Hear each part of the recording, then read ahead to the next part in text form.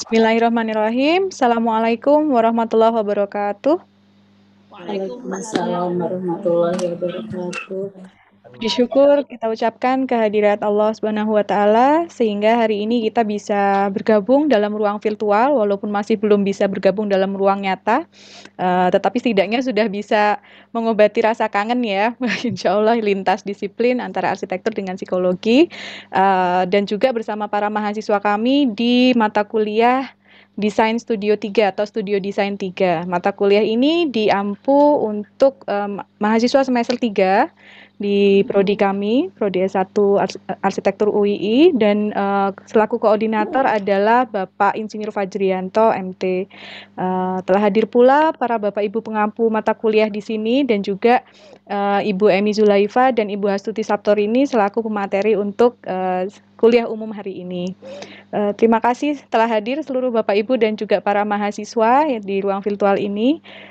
Baik, sebagai pengantar, saya selaku Kepala Laboratorium yang mengkoordinasi event ini menyampaikan bahwa kuliah umum ini disampaikan sebagai pendukung untuk mata kuliah Desain Studio 3, terutama khusus untuk student performance criteria tentang human behavior and spaces. Jadi informasi mendasarnya adalah dalam semester ini kita akan mendesain dalam lingkup konteks tapak yang nanti akan diperkaya juga dengan kajian tentang human behavior atau perilaku manusia. Oleh karena itulah kami mengundang Ibu Dr. Emi Zulaifa untuk hadir di sini, dan juga Ibu Insinyur Hastuti Saptorini MA untuk sharing tentang hal-hal yang terkait dengan perilaku manusia dan kaitannya dengan space atau ruang.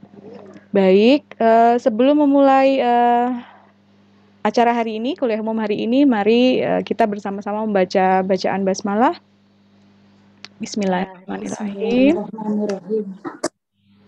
Mudah-mudahan acara hari ini berlangsung dengan lancar dan juga bermanfaat bagi semuanya, baik itu pemateri dan juga para mahasiswa dan juga Bapak Ibu dosen sekalian.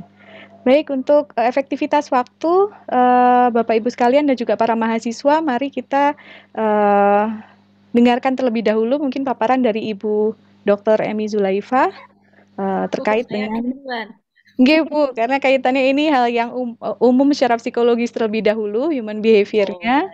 Kemudian nanti Bu Hastuti lebih mendetail tentang kaitan antara human behavior dengan species begitu. Baik, silakan. Nggih, Bu Hastuti. Oh iya, maaf lupa saya sampaikan. Nggih, manajemen waktu untuk paparan hari ini kira-kira satu pemateri 45 menit. Setelah itu kita diskusi secara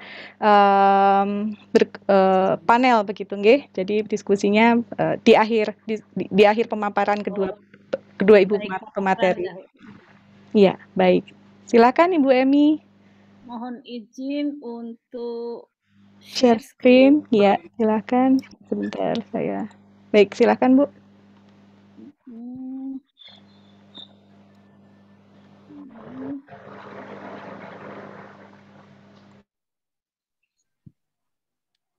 Iya, apa sudah muncul di layar belum ini ya? Belum Ibu, sebentar. Belum. Selalu ada persoalan-persoalan begini. Mohon maaf. Tidak apa-apa Bu. Nah, malah jadi hilang. Oh ini dia, sebentar. Share, ya. Ya, sudah. Sudah PowerPoint sekarang? Oh belum, masih layar Zoom. Oke, terus nah ini. Ya, sudah. Siap. Nah, satu. Sudah. Baik. Ampun. Alhamdulillah. Nah, Bismillahirrahmanirrahim. Assalamualaikum warahmatullahi wabarakatuh. Waalaikumsalam warahmatullahi wabarakatuh. Saya mohon maaf pertama-tama Pak Wing, Pak Ilya, Pak Parwoko, Bu Hastuti, dan semuanya, Mbak Syarifah. Gini, jadi Pak Wing minta orang yang mengajar psikologi lingkungan dari Fakultas Psikologi untuk berbagi pada hari ini. Saya kalau terkait desain apa itu tidak terlalu ini, tapi nanti Bu Hastuti kok ya yang akan membahas. Alhamdulillah. Nah, Ya, dan di kelas psikologi lingkungan saya itu, saya lebih membawa masalah perilaku ini untuk persoalan sustainability. Karena itu yang sebenarnya paling mengancam kita semua saat ini gitu ya, harus menjadi concern sehingga kita mulai ada bahasan mahasiswa presentasi di kelas itu ya terkait misalnya perumahan sehat gitu ya, terus untuk lingkungan untuk anak-anak dan seterusnya mereka akan saya minta untuk presentasi dari chapter buku begitu. Tapi pertama-tama kuliah tentang psikologi lingkungan itu kalau di tempat saya pakai untuk membangun akhlak terhadap lingkungan ini tentu saja gitu ya. Nah, karena kondisi yang kita alami bersama di dunia di masa sekarang. Sehingga ketika dimintanya hubungannya dengan desain, waduh, piye iki gitu ya, dan teman-teman yang lain itu saya tidak tahu, saya kesulitan kemarin untuk mencari gitu kalau ada yang mau menggantikan gitu loh maksud saya. Tapi ya sudahlah, karena ternyata ya udah ini dari psikologinya dulu terutama fokusnya nanti yang dengan desain Bu Hasud ya alhamdulillah yang akan memperdalam. Iya, Bu. Oke. Demikian nggih, Mbak Syarifah. Iya, Bu. Terima kasih sudah bersedia. Ya, jadi ini saya geret ke bawah dulu. Oke. Tadi tuh jadi kemarin sebentar. Nah, ini sebenarnya yang arah yang kita kejar di psikologi lingkungan yaitu dari riset-riset terkait space gitu ya ke sustainability sehingga sekarang itu juga kami ingin mengarahkannya lebih ke psikologi konservasi. Keinginan kami seperti itu, psikologi untuk pelestarian alam. Panggilan untuk itu rasanya kuat gitu ya. Kalau kita tidak melakukan sesuatu rasanya merasa ikut, ini tanggung jawab kita sebagai manusia. Kebetulan kalau manusia yang diberi pengetahuan gitu ya punya tanggung jawab ini gitu. Nah, sebenarnya untuk terkait desain sendiri kalau saya kasih contohkan dalam chapter-chapter di sini ya, ini ada beberapa hal menarik di bagian sharpening application itu. Nah, ini yang saya ceritakan tadi, mahasiswa biasanya akan saya minta presentasi terkait ini, misalnya children's environment, design and dementia, itu untuk orang-orang lansia itu ya, mengkir orang-orang lansia itu desain mesti yang seperti apa, itu ada chapter-chapter khusus tentang ini gitu. Tapi fokus kuatnya pertama-tama memang saya sebagai dosennya itu mengarahkannya untuk psikologi konservasi. But anyway, itu hanya cerita. Kita akan segera ke tentang psikologi ya. Kayak ini di Amerika ada istilah Psych 101, pengantar psikologi. Yeah. Semua mahasiswa satu universitas itu wajib mengambil yang namanya Psych 101, psikologi 101 mata kuliah besar ya. Nah, ini psikologi 101 tapi untuk lingkungan gitu ya khususnya. Iya, Bu. Nah, saya akan mulai bercerita saja gitu pendekatan yang sejauh ini itu ada dalam psikologi bisa dibagi dalam kelompok ini psikodinamika, behavioris, humanistik, kognitivis dan karena saya kebetulan juga peneliti untuk Islamic psychology maka saya masukkan di sini Islamic. Psikodinamika, apa asumsi-asumsi dasar yang disampaikan gitu oleh mazhab ini ya, psikodinamika ini. Jiwa manusia adalah produk dari konflik dalam dirinya. Kita semua ini kata mazhab ini adalah produk dari konflik dalam diri kita. Konflik seperti apa? Antara id yang itu bahasa sederhananya adalah impulses yang akan constantly gitu ya mencari pemuasan, satisfaction gitu ya. Lalu ego mencari rasionalisasi dan super ego yaitu norma-norma yang ditanamkan kepada kita sejak kecil. 3 hal ini akan beradu begitu. Nah, psikodinamika itu lebih dibangun karena penelitiannya yang disasarkan pada orang-orang yang itu mengalami kondisi neurotik. Gitu ya. Kesimpulan seperti ini tuh diambil dari orang-orang yang punya masalah gitu. Tokoh utamanya seperti Sigmund Freud dan teman-temannya nanti ada Adler, ada Jung dan seterusnya ya. Nah ini, jadi seperti itu. Kalau kita lacak, kita akan paham bahwa psikodinamika itu pada ujungnya itu akan mengarahkan manusia untuk jadi memiliki hedonistik ya perspektif tentang kehidupan gitu ya. Dia seeking pleasure. Kalau pleasure itu nggak dituruti, dia cemas. Gitu.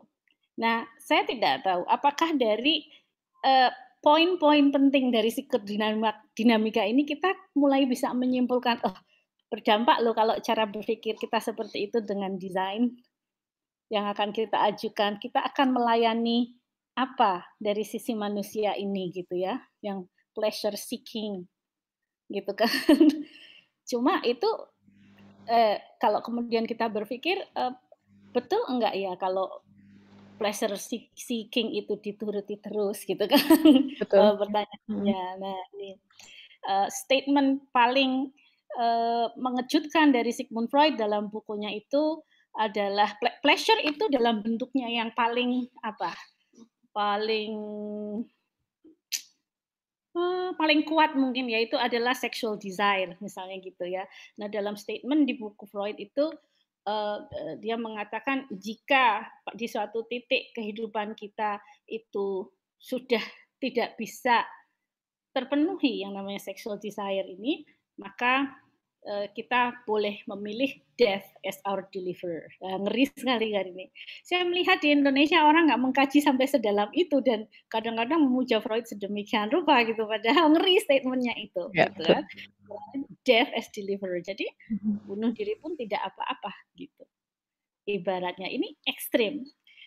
Oke, saya menyampaikan ini sebagaimana adanya dia berkata gitu ya, bukan berarti saya meyakini gitu. Tapi biar Iya, kita Bu. berpikir.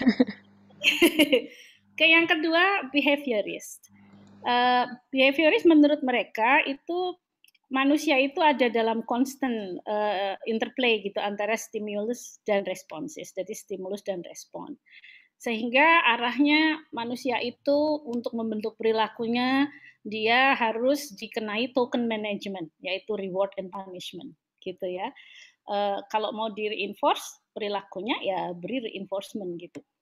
Nah, menarik bahwa saya melihat token management ini bisa efektif untuk beberapa hal ketika itu menyangkut masyarakat banyak, misalnya perilaku hemat air.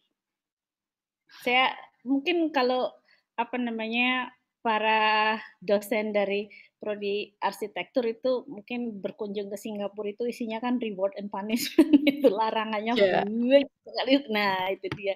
Efektif gitu.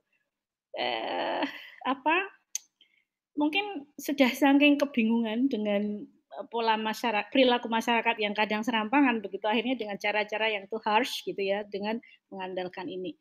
Nah, kita lihat di sini mungkin kita bisa berpikir andai manusia dianggapnya sebagai jiwa dia itu adalah bentukan dari stimulus dan respon yang terus berinteraksi gitu, maka di mana dia punya kehendak bebas? Di mana dia punya kebebasan berpikir gitu kan? Ini dapat kritik gitu. Ya. Nah, datanglah humanistik yang memprotes itu gitu. Kata-kata kuncinya ini human potential. Setiap manusia punya potensinya yang kuat yang dia akan mendesak-desak untuk diwujudkan gitu ya, untuk diaktualisasikan. Dan karena potensi itu mendesak itu jadi seperti kebutuhan. Kita akan lihat di masa trennya psikologi humanistik itu semua teori psikologi itu akan mengandalkan kata need. Sampai dengan kalau dilacak itu need itu bisa sampai ratusan. Siapa yang dari kita pernah mengikuti assessment psikologi yang namanya EPPS, Edward Preference Personality, apa itu ya, S-nya ya, saya sampai lupa. Itu melacak kebutuhan manusia. Apa-apa disebut kebutuhan. Kita akan tahu ternyata benang merahnya itu adalah karena dia mengikuti filosofinya psikologi humanistik ini gitu. Sehingga harus ada satu bahasa yang sama, need gitu. Oke. Humanistik juga menelurkan gerakan seperti misalnya gerakan untuk self esteem. Pendekatan kepada manusia yang misalnya ada istilah unconditional positive regard, menerima orang apa adanya dengan secara positif, unconditional positive regard tanpa syarat dan seterusnya. Ya, itu tren dari humanistik seperti itu. Nah, the most appealing theory yang lahir dari psikologi humanistik seringkali diasosiasikan dengan Abraham Maslow, dengan teori hierarchy of needs-nya ya. Dikatakan di situ manusia memiliki kebutuhan gitu ya, dari kebutuhan survival-nya yang paling bawah physiological needs, kemudian safety, rasa aman, memiliki ya rasa berharga, dan pada puncaknya itu adalah aktualisasi diri, gitu ya. Nah, kebutuhan ini akan bergerak secara hierarkis, artinya orang yang masih berjibaku dengan kebutuhan fisiknya, maka akan susah untuk dia berpikir untuk kebutuhan yang lebih tinggi gitu, dan seterusnya, sehingga hanya sedikit nanti orang yang akan mencapai yang namanya aktualisasi diri. Teori ini pada sebagian besar orang yang belajar psikologi ini biasanya sangat berkesan dengan teori Maslow gitu ya. Oh, ini most appealing gitu kan. Tapi mohon dicatat juga ini paling susah untuk diriset. Karena bias ya, mudah bias ya, Bu. Ya, empirical. Ya, bias satu memang ya susah dioperasionalkan itu, gitu ya. Atau ketika dioperasionalkan nanti akan terjadi reduksi besar-besaran gitu. Atau mungkin harus didekati dengan cara lain ya. Sayang memang psikologi selama ini sangat positivis, sangat mengandalkan kalkulasi pendekatan kuantitatif dengan kalkulasi statistik. Jadi memang mendekati yang seperti ini akan susah gitu ya. Tapi dimungkinkan mungkin ketika kita menggunakan paradigma yang berbeda seperti misalnya kualitatif paradigm gitu ya, ini dimungkinkan. Oke, saya ngomongnya cepet ya karena waktunya sebentar. Mohon maaf, ini kalau terlalu cepat boleh diprotes oleh mahasiswa ini kalau memang. Sudah cukup kok Bu, menurut saya. Oke. Nah, dari perjalanan beberapa teori ini, kemudian ada dua perspektif gitu yang kemudian bertemu. Yang satu hedonic, tadi yang pleasure seeking, mencari kesenangan, dan yang satu eudaimonic. Eudaimonic itu lebih berpikir tentang banyak yang bertumbuh, kontribusi meaning ya, meaning itu kata penting dalam pendekatan yang itu lebih eudaimonic gitu ya, berdasarkan virtues gitu. Nah ini dua hal yang bertentangan. Ini nanti ada cerita bersambungnya tentang hedonic dan eudaimonic ini, terutama terkait Islamic psychology. Nanti saya akan cerita. Oke. Nah kemudian ada aliran baru lagi gitu, kognitivist. Sampai hari ini dia kuat sekali. Kata kognitivis ini kalau saya pada prinsipnya dia akan atau kata kunci yang penting yang terkait kognitivis itu antara lain mental processes, dan yang kedua dia memory base gitu. Ya, otak artinya anunya ya yang dijadikan dasar itu. Tidak ada yang lebih penting selain proses mental yang terjadi pada otak manusia ini gitu. Nah, jika pada behaviorist itu tadi manusia itu dibentuk oleh kebiasaannya dalam menghadapi stimulus lalu dia merespon, maka menurut kognitivis, entar dulu sebelum dia memunculkan respon itu mental processes itu penting banget. Nah, mental processes ini ketika dijadikan kajian itu luar biasa banyaknya, dari proses persepsi, atensi, memori, knowledge representation, dan ini saya pernah mengajar psikologi kognitif itu beberapa semester. Sebenarnya kalau saya mengajar juga sekarang masih senang, tapi kayaknya dosen yang lebih muda-muda sekarang mengajar ini. Ini risetnya itu sampai blunek gitu kalau saya sebutkan ya. Ini risetnya cognitive psychology gitu.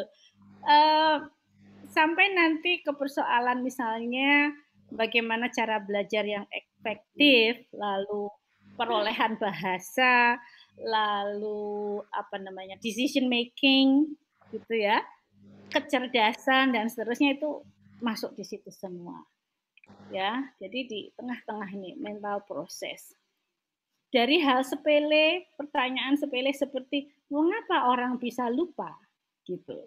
Terus tanda-tanda di airport, di bandara itu yang paling mudah diingat yang seperti apa? Misalnya gitu ya. Itu di-riset di sini.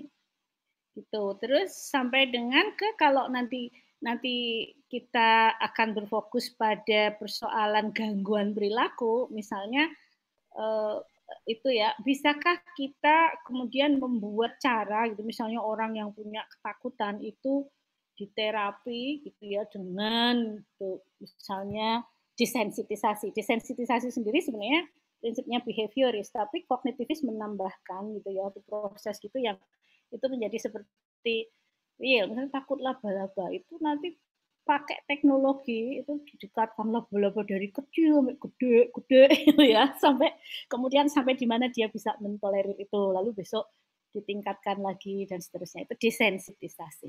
Nah ini sangat kuat pengaruhnya hingga akhir-akhir ini ya, kognitivis ini.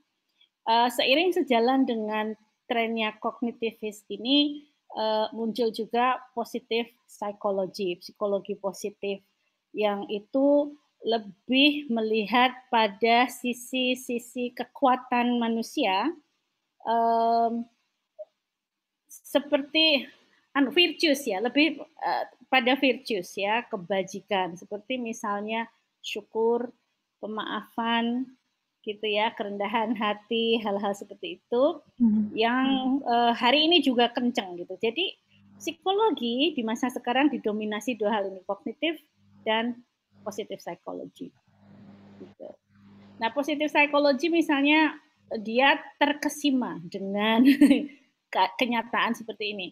Orang ditimpa bencana kok dia yang muncul justru adalah post traumatic growth, PTG, bukan PTSD. Ya, PTSD, post traumatic stress disorder. Terjadi misalnya pada survivor gempa di Bantul itu ya, itu kalau diwawancara padahal mungkin dia kehilangan tempat tinggal, ya space-nya rusak nggih Bu Hastuti nggih, space-nya rusak. Terus identity-nya karena tadinya tertambat pada space juga jadi bermasalah, bingung dia gitu kan, tapi pada beberapa saat kemudian loh luar biasa mereka kuat gitu dan melihat peristiwa itu dengan meaning yang baik. Nah, resilient istilahnya ya. Kok yang muncul post traumatic growth instead of post traumatic stress disorder. Nah, ini kalau psikologi positif sangat tertarik pada hal-hal ini. Pertanyaannya, ada nggak catatannya kalau psikologi positif?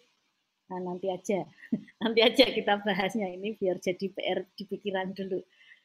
Oh ya, bagus memang melihat sisi-sisi positif manusia. Itu bisa menjelaskan misalnya kenapa di masa pandemi ini, misalnya di daerah sekitar saya ini banyak orang-orang yang hajat hidupnya terganggu. Tapi kok kayaknya mereka biasa-biasa saja.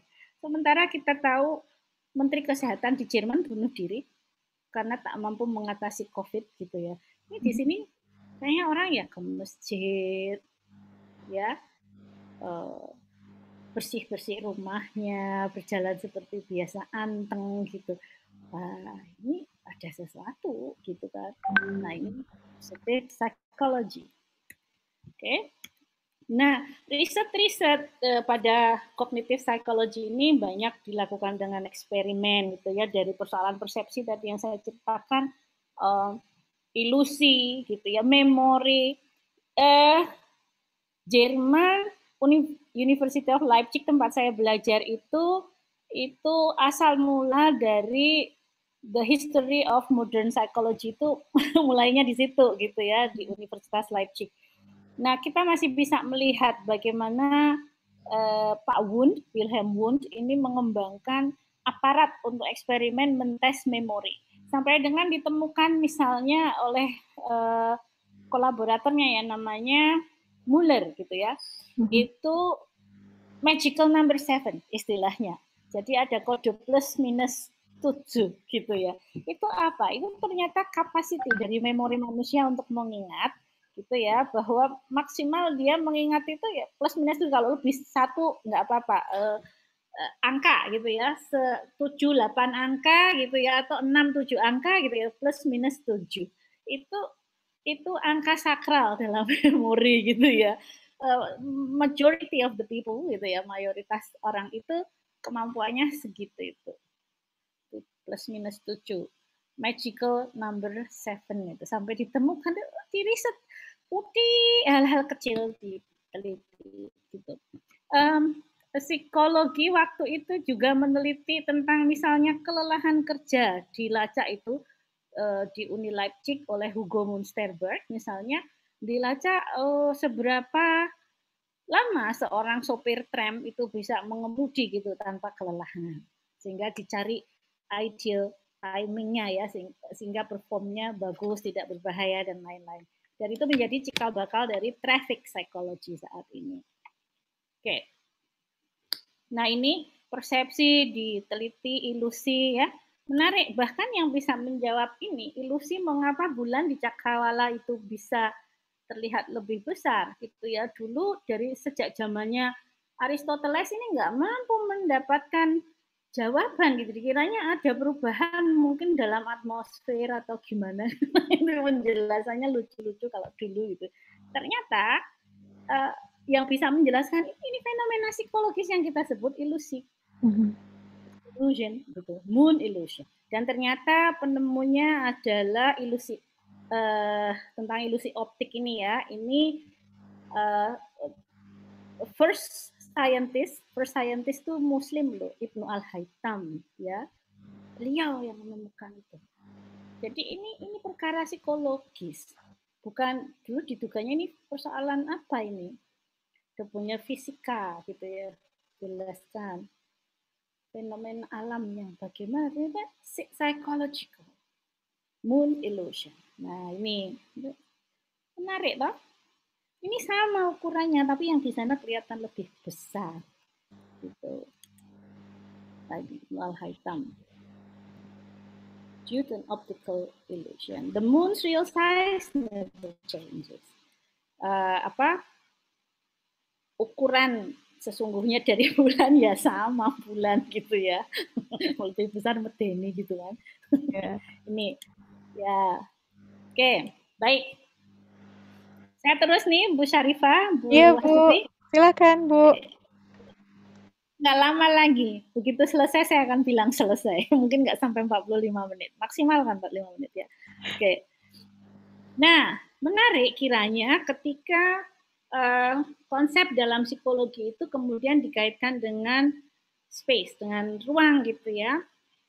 Ada istilah yang namanya place attachment gitu ya. Jadi ikatan psikologis sifatnya gitu ya antara orang, perasaan terikat gitu ya antara orang dengan sebuah tempat. Ikatan ini sifatnya afektif, kognitif maupun perilaku gitu ya. Meskipun lebih banyak penelitian dilakukan terkait place attachment ini yang diangkat itu ikatan emosional gitu ya, emotional attachment. Ada upaya menjelaskan ya, attachment ini bisa dijelaskan dari mana sih? Oh ini ada istilahnya tripartite model. Jadi ada 3 hal itu yang terkait attachment terhadap tempat ini gitu ya, yaitu personnya, siapa yang terikat ini, bisa individu, bisa komunitas gitu ya. Prosesnya itu afektif, kognitif, dan behavioral. Afektif itu emosi kita, kognitif mind, mental gitu ya, dan behavior ya tindakan-tindakan kita. Lalu place, terikat dengan tempat itu bentuknya bisa ikatan sosial, bisa juga ikatan sifatnya fisik gitu ya. Nah, saya itu membaca ini itu jadi berpikir, nah terus piye ya? orang-orang yang tempatnya luluh lantak, orang-orang yang terpaksa mengalami displacement oleh konflik, misalnya. Sedih ya membacanya. Place attachment itu secara psikologis penting karena dia memberikan rasa aman, tadi kembali ke teori Maslow. Dia memberikan rasa berharga, I have a place to go. Ada istilah bahasa Inggris ya, saya punya tempat untuk tuju gitu. Itu. Nah, jadi ketika itu harus luluh lantak, big issues come gitu psychologically, bagaimana ini. Pas kami ada di Jerman, itu kebetulan fakultas psikologi di sana itu membantu atau diminta membantu oleh pemerintah daerah di situ untuk menangani para pengungsi dari Suriah 2015-2016 ya, itu sedih kita lihatnya, itu saudara-saudara muslim kita gitu kan ya, terus terdisplace, dipaksa keluar, ada yang dari Aleppo gitu kan. Kita tahu semua, mungkin saya tidak yakin apa semua ikut atau mengikuti beritanya atau tidak, tapi iya saya mengikuti dan menyaksikan ya ketika ada di sana, itu kasihan gitu. Terus mereka dikumpulkan satu rombongan misalnya dalam satu apartemen. Lalu nanti ada petugas dari pemerintah dan orang psikologi datang ke situ, nih anak-anak disuruh menggambar dan seterusnya. Kita bisa menyaksikan yang digambar si anaknya itu antara lain misalnya orang ini siapa, my brother, gitu ya. Di mana dia, masih di Aleppo. Terus yang diharapkan apa, one day kita akan bisa bersama-sama lagi. Kesian di sini ya, semedot bahasa Jawanya ya. Semedot ya. Ya ini place attachment-nya dirusak gitu ya. Terus ya itu yang terjadi.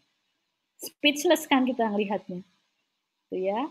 Kebetulan juga ada satu mahasiswa dari Suriah saat itu yang lalu bisa sampai ke tempat penampungan para pengungsi dan menggali lebih lanjut gitu ya pengalaman-pengalaman psikologis anak-anak di pengungsian. Oke, kita lanjutkan. Place identity. Kalau ini saya kira Bu Hastuti bisa menjelaskan lebih baik nanti ya. Ini saya kan cuma biar gaduk-gaduk gitu loh, nggak lepas gitu ya. Place identity ini dimensi diri yang itu mendefinisikan identitas kita gitu ya, terkait dengan lingkungan fisik kita. Misalnya begini, kalau saya ditanya, kamu orang mana, gitu ya, saya bisa menjawab Ngaglik, gitu, Ngaglik karena saya tinggal di Ngaglik, atau mungkin saya menjawab saya orang Jogja. Tapi setelah saya pindah ke Sleman itu saya menyebut diri saya orang Jogja itu rada kagok Ini pengalaman pribadi loh ya. Begitu Bu. Saya bilang saya orang Jogja karena tinggalnya di Wirobraja. Nah sekarang saya tinggal di Sleman. Ya cuma 5 kilometers away gitu ya. Terus saya bilang saya orang Jogja. Saya kan di Sleman gitu. Teritori ya Bu ya. Place identity ini. Oke. Ini dari penelitiannya tadi siapa tadi namanya yang orang Polandia itu, kategori yang dipakai untuk mengidentifikasi diri. Nah ini riset dia melacak itu temuannya seperti ini. Local identity itu biasanya tinggi gitu ya. Regional identity itu lower than national or local identity. Ini di Eropa ya. Mayoritas orang kalau di riset di Jogja kan bagus banget ini sebenarnya. Jadi malah punya ide buat di riset gitu ya. Mayoritas orang di negara-negara Eropa lebih memilih identitas mereka dikaitkan dengan negaranya bukan sebagai Uni Eropa gitu. Ya. And that national identity, identitas kebangsaan itu ya, lebih kuat di Eropa Timur daripada di Eropa Barat. Ini tahun 92 risetnya berarti pasca penyatuan ya, Jerman Barat dan Timur. Oke. menarik, saya mau cerita. Itu di Leipzig, itu dosen saya itu dulu hidup di Leipzig, Jerman Timur, zaman komunis. Yang Berlin masih dipisah, ada Berlin Timur ya. Berlin Barat, Berlin Timur. Ini Pak Iya kan juga orang Jerman itu. Biar nanti ikut berbagi gitu. Tapi saya mau cerita ini. Nah, place identity. Bagi profesor ini saya tanya begini, memang beda banget Jerman Barat sama Jerman Timur. Sebelum saya mulai berangkat untuk belajar di sana, kata beliau, beda sekali. Bedanya seperti Indonesia dan Jerman. Kata beliau. Terus beliau menceritakan bahwa di tahun 89 ketika ada gerakan demokratisasi, unifikasi Jerman ya. Sebenarnya yang kami mau itu tidak untuk sampai seperti itu gitu. Artinya beliau tuh masih identity beliau itu masih sebagiannya terikat gitu ya oleh Jerman Timur gitu. Nah, ketika saya lulus karena saya melihat mereka masih sering bercerita tentang dulu Jerman Timur gitu ya.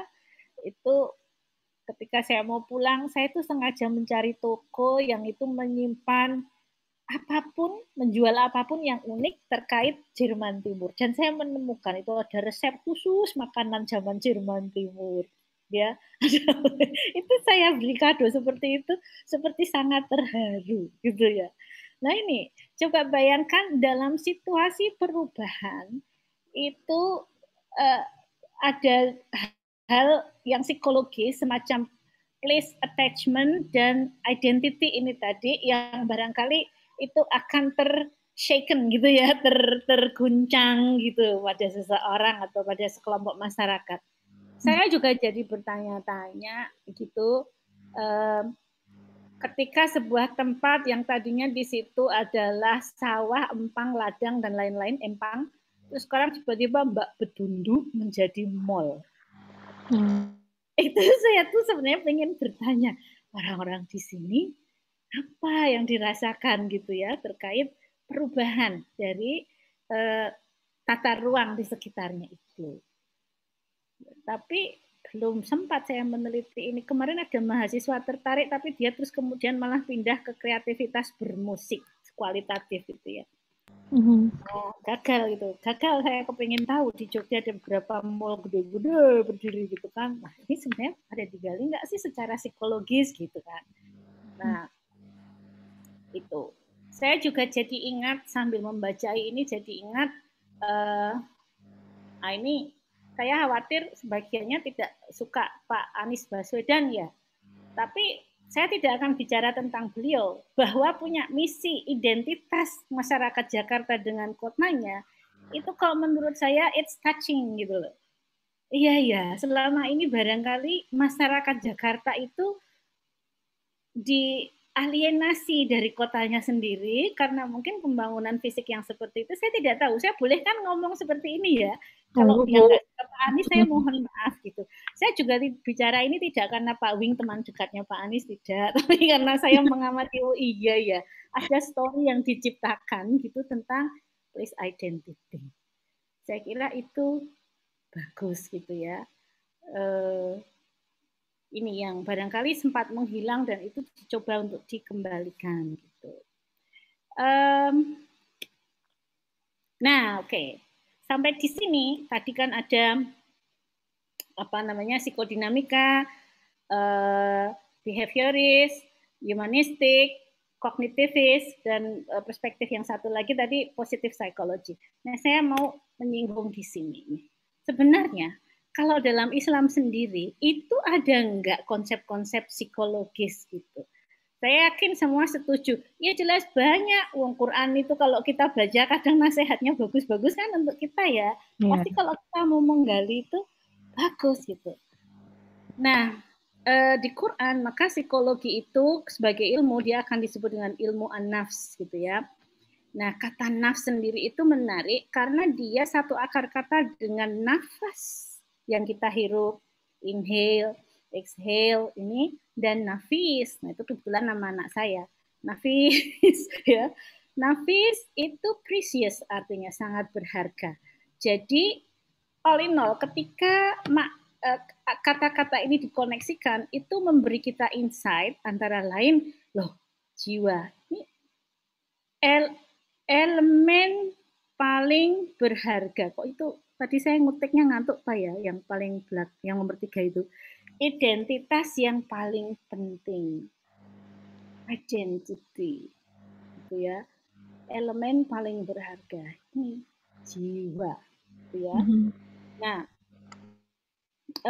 karena semua berangkatnya manusia itu dari situ ya pertama-tama. Gitu ya. Menarik lagi ketika kita gali, maka pada setiap manusia itu dia memiliki built-in connection gitu. Ini perpetual gitu ya, terus menerus dan selamanya koneksi ini akan kita bawa gitu ya. Pertama koneksi kita dengan Allah, relasi ya, relasi kita dengan Allah, relasi kita dengan alam, relasi dengan orang lain, diri sendiri, alam atau lingkungan buatan, dan pada tingkat paling dasar ini adalah relasi dengan materi ya, alam buatan itu. Nah ini pada setiap relasi ini kita memiliki tugas atau peran gitu ya. Kepada Allah kita itu tugasnya apa kepada Allah? Relasi kita dengan Allah. Kita bersyukur. Beribadah itu kan rangka syukur ya, berterima kasih. Mau nggak terima kasih kebangetan kita ini ya. Mau sholat 1000 kali terima kasih kita nggak cukup. Ini kepada Allah. Terus kepada alam, tugas kita apa? Untuk merawat, menjaga, ya. Terus dengan orang lain, dengan sesama, kita bekerja sama, berkolaborasi, ya. Dengan diri sendiri. Nah, ini di ilmu psikologi yang pertama-tama itu di sini. Dengan diri sendiri kita punya tugas adalah satu kata kuncinya tazkiyah, mentazkiyahkan diri. Tazakka gitu ya. Itu artinya dia menjernihkan, menyuburkan dan menumbuhkan jiwanya. Oke. Nah, pada kenyataannya kita akan lihat orang-orang itu padahal tugasnya dia harusnya menumbuhkan diri, menjernihkan dan menyuburkannya, jiwanya gitu ya. Yang terjadi seringkali orang menganiayanya. Menganiaya jiwanya sendiri yang terjadi. Gitu. Dan terhadap alam atau lingkungan buatan ini kita bertugas untuk dia bukan tuan kita, ya kan?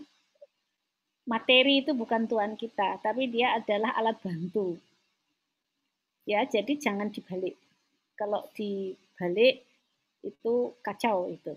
Dan hubungan ini juga nggak boleh terbalik dari yang paling tinggi dan paling bawah. Coba kalau dibalik kacau balau.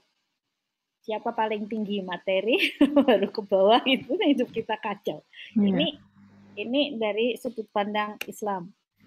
Nah ini dia tugas psikolog. Kalau Anda belajar psikologi itu dia mentazkiyahkan dirinya dan membantu orang lain untuk bertazkiyah, tazakah. Saya tidak yakin kalau kemudian dihubungkan dengan desain, dengan tata ruang, bagaimana ini. Bagaimana kita menciptakan lingkungan yang itu mentazkiyahkan orang gitu ya. Soalnya kalau tadi mengikuti psikodynamic, pleasure principle, kita akan melayani pleasure seeking, ya kan? Nah, kalau yang di sini yang kita layani adalah tazkiyah urusannya. I think it's so beautiful gitu ya. Ini sangat sangat menarik gitu betapa beda perspektifnya gitu kan. Nah, ini dinamika dalam jiwa kita, our internal dynamic ya, kita punya potensi fujur dan potensi takwa. Surat Asy-Syams ini. Fa'alhamaha gitu ya, diilhamkan kepada setiap jiwa itu fujur dan takwa.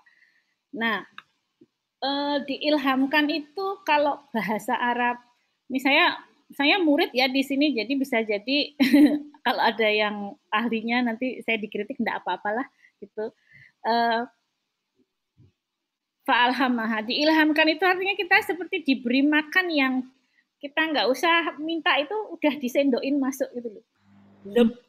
Leb diilhamkan. Jadi kita punya potensi itu, sudah diberi untuk bisa fujur maupun takwa. Lalu tarik menarik itu, lalu ada tarik menarik antara need, kebutuhan, dengan wants, kebutuhan dan syahwat. Ya, ada tarik menarik antara syaitan dan malaikat. Tuh, ya. Kata siapa? Enggak ada. Quran mengatakan musuh kita bersama ini masuk melalui pembuluh darah, mengeram di situ gitu ya. Dan kalau kitab klasik itu akan mengatakan dia itu mengganggunya itu every second, every minute, 24/7, 24 jam. Kita berangkat tidur solih gitu ya, pakai sholat dulu mau tidur gitu, bangun bukan segera bertoharoh malah ngambil gadget. Berangkat tidurnya malaikat, bangunnya diikutin sesuatu, ada ekornya gitu ya, katanya seperti itu. Oke. Sangat bergerak gitu, dinamis sekali. Lalu dia tarik ulur juga antara kehendak bebas kita dengan kemampuan kita untuk belajar, mengambil hikmah, untuk kalau itu benar kita taat mengikuti dan seterusnya ya. Ini kehendak bebas versus kemampuan belajar. Dan yang satunya tazkiyah, yang satunya tatsiyah. Oke. Ini perspektif Islam. Saya tadi kasih PR untuk dipikirkan kan, dari positive psychology, mereka percaya pada potensi positif manusia, ya kan, sehingga tadi dalam situasi yang kacau balau kok bisa resilient, dalam situasi yang sulit gitu ya, yang muncul kok, atau konflik yang berat yang muncul kok dia bisa memaafkan. Terus bagaimana orang mempunyai cinta, dan cinta itu kalaupun tidak berbalas dengan sesuatu yang dia harapkan, dia tetap bisa tulus terkait itu. Nah, positive psychology itu dia percaya pada potensi positif manusia. Tapi kalau kita lihat di sini ya dalam Quran, maka ternyata manusia itu bukan hanya positif isinya. Ada tarik menarik di sini ya kan. Nah ini yang membedakan. Nah begitu kita deny bahwa potensi kita juga ada tidak baiknya, maka itu berbahaya. Kalau dalam pengamatan saya ya berbahaya, karena kita mendinai potensi buruk kita sendiri gitu. Betul. Jadi kita harusnya kita kendalikan, atau kita minta pertolongan Allah untuk agar itu tidak menjadi fujur atau melampaui batas. Nah itu tadi menarik nih ya. Nah potensi ini kemudian dihadapkan pada lingkungan yang juga dinamis ya, ruang dan waktu, dinamis, hidup dan mati, ya itu ujian kita semua. Maunya kita hidup terus, tapi kita punya batas waktu, ajal gitu ya. Terus dihadapkan pada pluralitas laki-laki dan perempuan, derajat sosial, agama dan mazhab. Bahkan kalau kita kembali lagi ke Ibnu Al-Haytham tadi, beliau itu menjadi saintis itu karena keprihatinannya pada beragamnya mazhab yang ada dalam agama, dan satu sama lain seringkali mengklaim siapa yang paling benar. Akhirnya beliau mengambil jarak dari itu semua dan memilih, oke, saya mau mempelajari alam semesta, yang itu alam semesta itu tidak kenal mazhab. Karena it tells itself gitu kan. Nah ini menarik. Nah itu jadi berbagai perspektif tadi saya sampaikan di sini. Secara psikologis kalau dalam perspektif Islam, jiwa kita ini seperti ini gitu ya, dan lingkungan yang kita hadapi seperti itu. Jadi betapa dia sangat banyak gejolaknya. I don't know how it's going to relate with design gitu ya. Desain itu mungkin bagaimana caranya desain itu membuat jiwa itu lebih tenang, ya tidak bergejolak dan resah terus gitu. Tapi tidak tahu saya, itu orang desain yang bisa menerjemahkannya. Saya kira sampai di sini dulu, nanti mungkin dilanjut dengan tanya jawab ya. Bu Hasti, mohon maaf saya mendahului. Assalamualaikum warahmatullahi wabarakatuh. Waalaikumsalam warahmatullahi wabarakatuh. Terima kasih Bu Emi, menarik sekali ini paparannya bahwa ya kita sebenarnya di arsitektur pernah mendengar tentang kolektif memori dan lain sebagainya dari Abidin Kusno, walaupun bukan tentang psikologi, tapi ada hal-hal tertentu yang sepertinya bisa dikaitkan dengan paparan Bu Emi barusan. Terima kasih sekali Bu Emi untuk paparannya. Para mahasiswa dan juga Bapak Ibu dosen, kami mengundang Bapak Ibu dosen dan juga para mahasiswa untuk mungkin menuliskan chat terlebih dahulu kaitannya dengan list pertanyaan atau list poin-poin pertanyaan yang ingin disampaikan nanti di akhir paparan setelah Bu Astuti. Nggih. Baik, terima kasih sekali lagi Bu Emi. Kemudian selanjutnya kita akan mendengarkan paparan dari Ibu Hastuti Saptorini, Ibu Insinyur Hastuti Saptorino MA, tentang kaitan antara human behavior dan spaces and spaces begitu. Silakan Ibu Hastuti bisa menyampaikan paparannya. Ini matur nuwun. Ya sama Bu Emi di stop share. Oke, nggih. Ya. Saya. Oke, baik. Nggih. Sudah ya? Sudah, Bu. Ibu. Terima kasih. Nyun sewu, untuk gambar saya apakah sudah bisa diterima di situ? Sudah, Bu. Sudah nampak. Nggih, baik, matur nuwun. Matur nuwun Bu Sarifah dan juga Bu Emi yang telah memberikan fondasi buat kami semua terkait dalam menangkap atau melapisi jiwa-jiwa secara behavioral begitu. Karena jujur saya juga akan sedikit curhat ini ceritanya. Oke. Jadi kalau ini terima kasih saya diberi amanah oleh labnya Bu Sarifah dengan tema Architectural Solitary Social Spaces. Nah, mohon maaf Ibu, saya potong interupsi sedikit. Mungkin bisa di slideshow terlebih dahulu, Ibu. Oh ya, sebentar. Slideshow.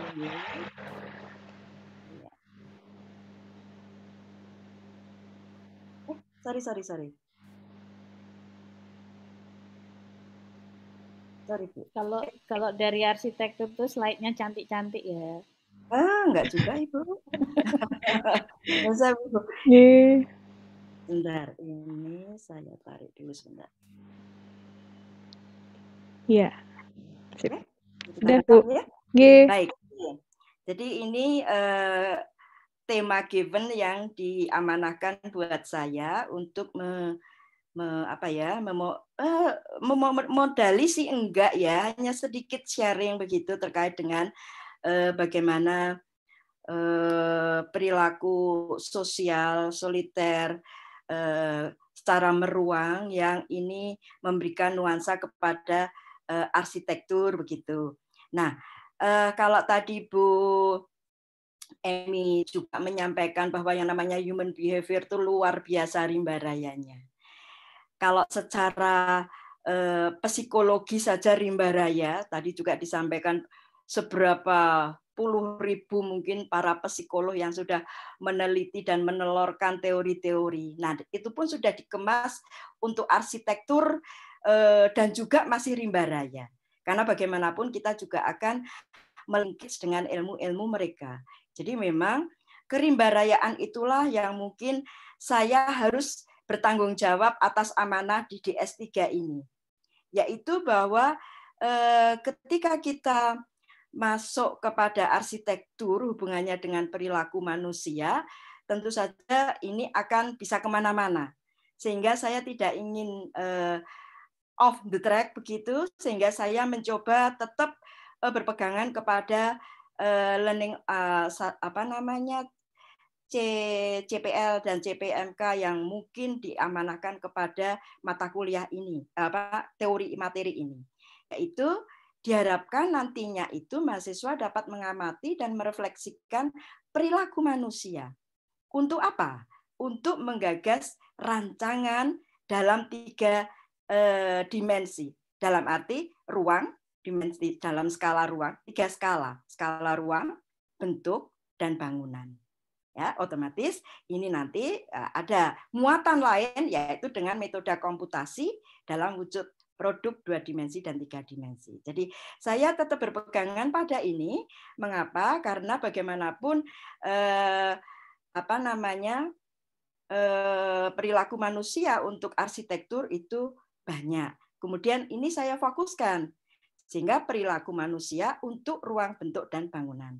Jadi ini perjalanan topik yang saya bangun untuk bisa memudahkan kita bicara.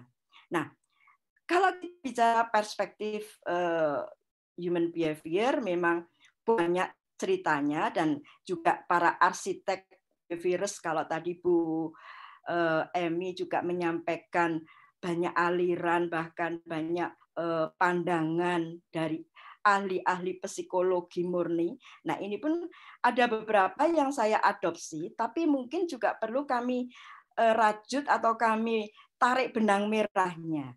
Karena yang diharapkan akan memudahkan kami di dalam menerjemahkan apa itu arsitektur perilaku yang nantinya dapat dipakai sebagai landasan merancang arsitektur, yaitu pertimbangan perilaku yang dijadikan dasar untuk merancang arsitektur.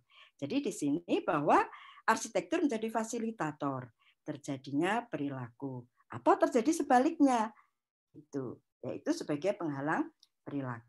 Ya, jadi di sini tidak perlu saya jelaskan siapa-siapanya, tapi saya yakin banyak sekali. Jadi arsitek yang sudah menggarisbawahi itu banyak sekali. Nah, sekarang menjadi persoalan ini.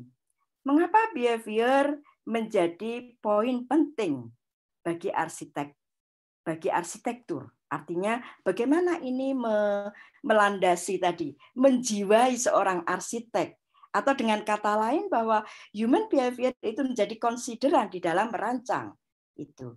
Nah, saya tidak gegabah di dalam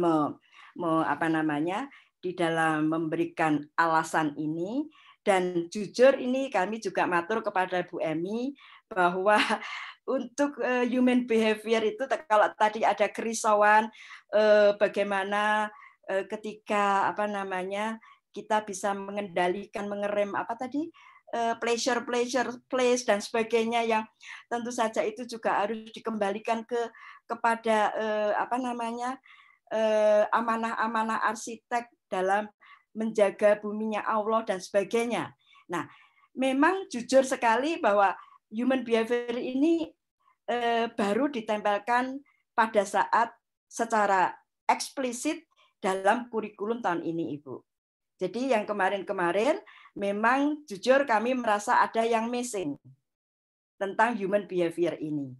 Oleh karena itu, ini satu dayung banyak pulau terlampaui. Ketika prodi itu jurusan itu menggodok kurikulum, di mana ada muatan-muatan, saya tidak tahu muatan titipan atau muatan-muatan yang harus dicantolkan tentang SKS Merdeka dan sebagainya itu, maka kami membuat kurikulum baru sekaligus kita mengevaluasi diri.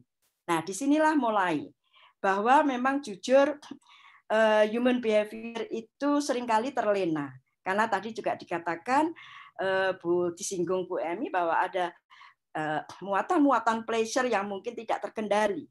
Jadi memang di sini kalau saya menggarisbawahi, pertama adalah bahwa kita harus selalu dalam track bahwa basic premise itu arsitektur itu, desain arsitektur adalah untuk kita, untuk manusia, untuk pengguna. Jadi pada dasarnya adalah untuk manusia. Nah, selama ini, maaf nih, arsitek bekerjanya mungkin ini hasil dari beberapa research, dan senior arsitek juga men-stated seperti ini, bahwa banyak arsitek yang dalam mempertimbangkan aktivitas kebutuhannya itu berbasis kepada norma-norma dan standar-standar, dan mungkin mempertimbangkan estetika, karena memang estetika betul ditekankan sebagai satu di antara 3 pilar yang memang ditanamkan di dalam seni merancang arsitektur. Ini tidak bisa dipungkiri. Jadi inilah mungkin kita juga harus refleksi diri bahwa kemarin-kemarin ketika kita mungkin terlena belum mempertimbangkan perilaku manusia, ya ternyata mungkin juga nanti ditemukan jujur saja ada kegagalan rancangan gitu. Sehingga mungkin ada inefisiensi ruang, kemudian ada sebuah pesan-pesan yang tidak sampai tadi tentang identitas, kemudian juga tentang yang dirisaukan lingkungan lokal yang menjadi mall dan sebagainya. Nah, itu mungkin nanti diharapkan terminimalkan setelah mungkin kita banyak belajar perilaku manusia. Oke. Nah, sekarang bagaimana relasi? Jadi di sini kalau saya mengurai parameternya, di sini ada manusia, kemudian ada lingkungan, walaupun di dalam lingkungan itu ada manusianya juga, ya. Tapi di sini manusia menjadi entitas yang sangat utuh, gitu. Kemudian ada fenomena perilaku dan ada arsitektur. Ini yang tentu kita perlu melihat sebuah relasi, begitu. Relasi yang benar, gitu. Yang mana bahwa di dalam relasi itu kita berfokus kepada user, siapa itu pengguna, baik itu yang sifatnya individual, ya, maupun komunal, ya. Dan siapa mereka? Nanti kita lihat, ya, Getty Moore di dalam Snyder itu nanti akan membreakdown users itu siapa. Ya, kita akan melihat setiap users itu multi-determinan, memiliki banyak banyak faktor gitu. Nah, kemudian users ini dia saling bahwa dia saling tertarik, saling mempengaruhi dengan lingkungan. Di mana lingkungan itu menjadi sebuah stimulan atau stimulus atau stimuli. Ya. Nah, nanti kita lihat lingkungan itu siapa. Tapi yang di sini ada hubungan timbal balik. Apakah lingkungan yang mempengaruhi pengguna, ya, karena dia memberikan peluang, ataukah pengguna yang mempengaruhi lingkungan? Nah, ini kebetulan sama. Nah, dari sinilah muncul sebuah fenomena perilaku manusia, yang perilaku manusia ini mestinya dipakai sebagai dasar untuk merancang arsitektur. Baik itu dalam ranah-ranah yang sifatnya elementer, mungkin lah ini arahnya ke DS3, nanti kita akan mengarah kepada ada elemen-elemen bangunan, misalnya gate dan sebagainya. Itu ini mulai dari yang sangat kecil, kemudian dia secara inkremental dia meningkat menjadi sebuah ruang dan atau mungkin bangunan, ya. Kemudian dia sampai kepada sebuah kawasan atau bahkan kota, gitu. Nah, disinilah proses perjalanan relasi. Bagaimana sebuah proses perilaku manusia itu terbangun, yang itu nanti diharapkan menghasilkan sebuah arsitektur yang kalau kita kembalikan kepada users itu klop, sesuai dengan sesuai dengan harapannya, sesuai dengan kebutuhannya. Nah, sekarang kita untuk menggali ini, mengapa manusia berperilaku? Ya, karena pada dasarnya ada dua hal tadi, ada timbal balik. Karena ada dorongan apa? Yaitu dorongan kebutuhan dasar manusia. Nah, yang dipicu oleh lingkungan. Ya, lingkungan di sini yaitu dia sebagai stimuli itu. Nah, kalau tadi Bu Emi mengatakan bahwa kebutuhan manusia itu memang banyak sekali yang mengkaji itu. Nah, ini di lingkungan keluarga arsitek itu juga banyak yang mengkaji dan juga mungkin terkait dengan para psikolog juga, tapi masih tetap relevan ketika Maslow dijadikan sebuah landasan untuk merancang arsitektur. Gitu. Jadi kami pun ini berangkat dari itu. Walaupun saya sepakat bahwa kalau dari diagram piramid ini seolah-olah bahwa capaian leveling kebutuhan mulai dari fisiologinya itu sampai ke atas itu secara gradual secara gradual meningkat sesuai dengan apa? Sesuai dengan tingkat atau apakah itu sosial ekonomi atau apapun. Artinya ada sebuah capaian yang sifatnya gradually itu. Nah, walaupun akan tetapi kalau di dalam dunia arsitektur memang agak sedikit apa namanya ya, mungkin tidak sepenuhnya. Nah, satu contoh. Jadi kalau memang kebutuhan yang fisiologis yang paling nyata mendasar secara fisik untuk saat ini adalah kesehatan, jelas.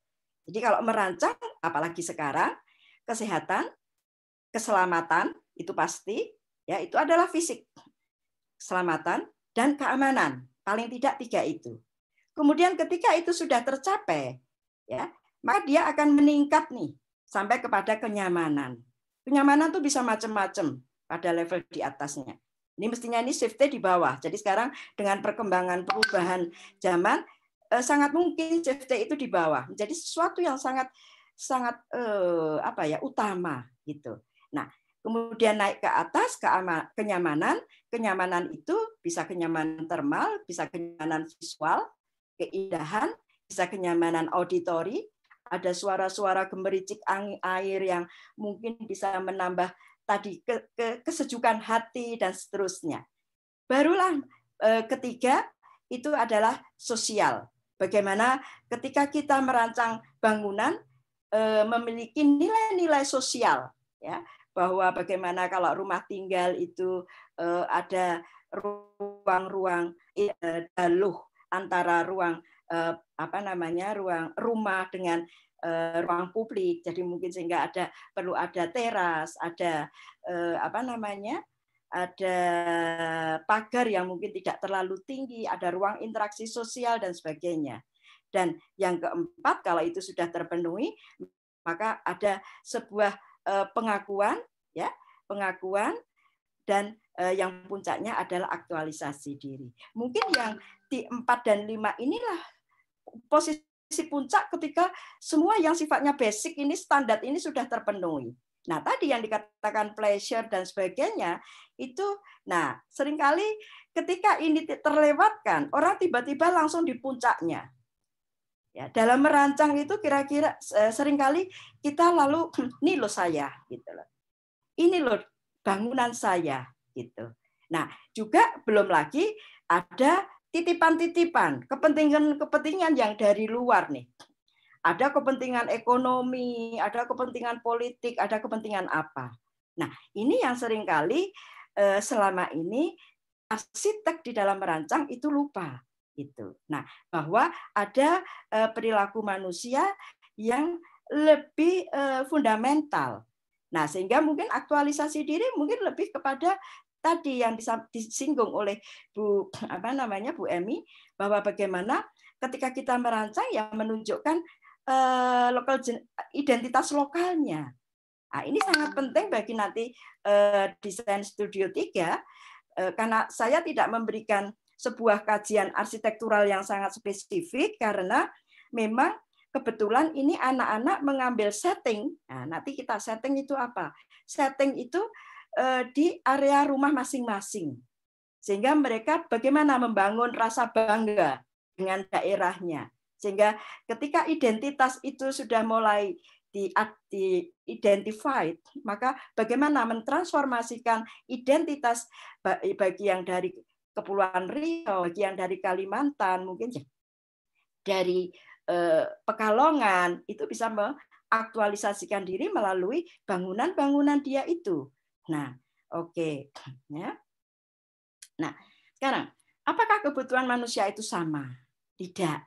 Ya, bergantung kepada siapa mereka, gitu ya. Nah, siapakah mereka? Itu yang menjadi pertimbangan. Nah, ini teorinya siapa? Gilmore itu. Dia kalau tadi mungkin agak sedikit mirip-mirip dengan apa yang tadi disampaikan oleh Bu Ami dengan tripartite model. Ya, bahwa di sini users itu menjadi ini. Users itu menjadi utama. Siapa mereka? Ya, mereka adalah sekelompok mulai dari anak-anak, ya, lansia, kemudian difabel, itu pun menjadi pertimbangan ya dalam perilaku manusia. Kemudian mereka dimanapun juga, ini setting nih. Di mana mereka akan berperilaku, ini juga nanti akan dipengaruhi oleh perilaku yang terjadi, begitu. Nah, otomatis dengan kepentingan user tadi, background user tadi, maka fenomena behavior lalu menjadi pertimbangan yang diprioritaskan, begitu. Nah, ini siapa users, ya? Jadi user itu memiliki perbedaan kebutuhan dan perilaku. Jadi kalau kita lihat anak-anak, tentu saja dia kebutuhannya berbeda dengan remaja dan juga berbeda dengan lansia, gitu. Nah, juga ini kelompok difabel mungkin akan berbeda. Ini culture. Jadi orang katakanlah mungkin kalau masih sesama Indonesia aja perbedaannya tipis antara orang Jawa dan orang Sumatera, tapi masih tetap beda, gitu. Ini cultural. Kemudian ini kaum emak-emak. Bagaimana emak-emak ini berkumpul? Nah, gitu. Mereka berperilaku apa ini sangat fenomenal, ini perubahan yang sangat nyata, gitu. Nah, sekarang bagaimana places, ya? Jadi katakan bahwa bagaimana manusia itu berperilaku, otomatis dia bergantung kepada siapa mereka. Jadi dia dipengaruhi oleh banyak faktor, salah satunya adalah tingkat sosial ekonomi, kemudian kultural, bagaimana mereka membangun relasi, gitu. Nah, sekarang bagaimana lingkungan menjadi stimuli? Ya, pada dasarnya adalah ketika lingkungan itu memberikan affordance, dia memberikan sebuah peluang, begitu. Nah, kalau di dalam arsitektur, jadi kalau kita bicara lingkungan, itu rimba raya juga terminologinya. Mungkin lingkungan menurut sosiologi berbeda dengan lingkungan menurut psikologi. Jadi Bu Emi tahu, lingkungan tadi luar biasa rimba rayanya. Dari sisi sosiologi juga. Ya, dari sosiologi itu bahwa manusia dan mungkin sistem organisasinya. Nah, gitu. Nah, tapi kalau arsitektur, ya, lingkungan itu mudahnya disebut sebagai setting. Jadi kalau tadi di dalam teorinya Moore tadi itu setting itu bergradasi, mulai dari yang sangat kecil, sangat elementer, ya, dari alam. Ya, dari alam apa itu? Dia mulai dari vegetasi. Ya, dia ada air, dia ada batu, ya. Semuanya adalah perlu penghayatan. Jadi kalau tadi Bu Emi merisaukan bahwa bagaimana mereka bisa menghayati lokalitas. Nah, ini coba kita memang sesungguhnya kita diajak untuk merasakan lokalitas yang ada di setting alam. Sampai termasuk iklim. Ya, iklim apa? Bagaimana dengan matahari, cahaya, angin dan sebagainya. Itu menjadi sebuah konsideran di dalam merancang. Nah, sehingga kita dan akan mempengaruhi perilaku. Contoh iklim. Ya, iklim. Misalnya ketika kita melihat panas cahaya matahari. Ya, ketika kita ingin ngobrol, kita kepanasan dan kebetulan ada pohon yang bisa memberikan naungan, maka secara behavioral kita akan mendekati naungan itu yang memberikan bayangan, yang memberikan mungkin juga ada ada kenyamanan visual lain, ada situasi yang lebih menyenangkan yang lain yang diwujudkan dari alam itu. Nah, kemudian juga yang buatan. Jadi setting itu kita bisa melihat kita bisa menangkap setting buatan baik mulai dari skala yang paling kecil yaitu ruang, ya, bahkan mungkin furniture, Ya, jadi kalau kita karena tadi juga dalam teori fenomena perilaku manusia ada anthropometrics, ya, maka bagaimana kita kalau mungkin kita sudah cukup uang untuk bisa memilih furniture misalnya, maka kita akan memilih furniture yang betul-betul sesuai dengan tubuh kita gitu ya. Itu. Jadi kita bisa memilih dengan kenyamanan mulai dari furniture, ruang baik dalam maupun luar, kemudian sampai kepada bangunan dan sampai kepada kawasan dan kota gitu. Jadi inilah sebetulnya stimulan. Ini perangsang yang seringkali kita diajak untuk berperilaku ke sana gitu dengan mereka itu. Nah, sehingga kalau dalam studio perancangan 3 ini kita juga nanti akan harus bisa menangkap atau memformulasikan materiality yang ada di lingkungan yang akan kita gagas, kita garap, kita kembangkan. Nah, ini yang nanti perlu ditangkap gitu. Nah, bagaimana konsep perilakunya? Nah, ini. Jadi konsep perilaku ini kalau tadi teorinya Moore itu lagi ya mulai dari hal yang sangat fisiologis yaitu dimensi manusianya.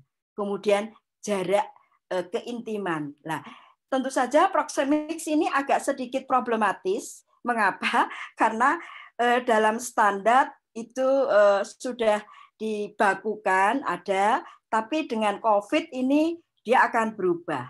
Otomatis nanti perlu ada sebuah adaptasi yang lebih jelas, ya, yang lebih kontekstual gitu. Kemudian ada personal space, ada territoriality, ada affordance, privacy, cognition dan sebagainya sampai kepada meaning.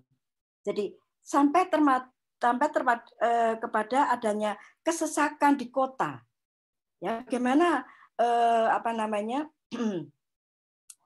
mengantisipasi bagaimana ketika nanti ada magnet di suatu area, kemudian di situ menimbulkan sebuah karena ada magnet, ada gulanya, maka nanti semut-semut akan datang.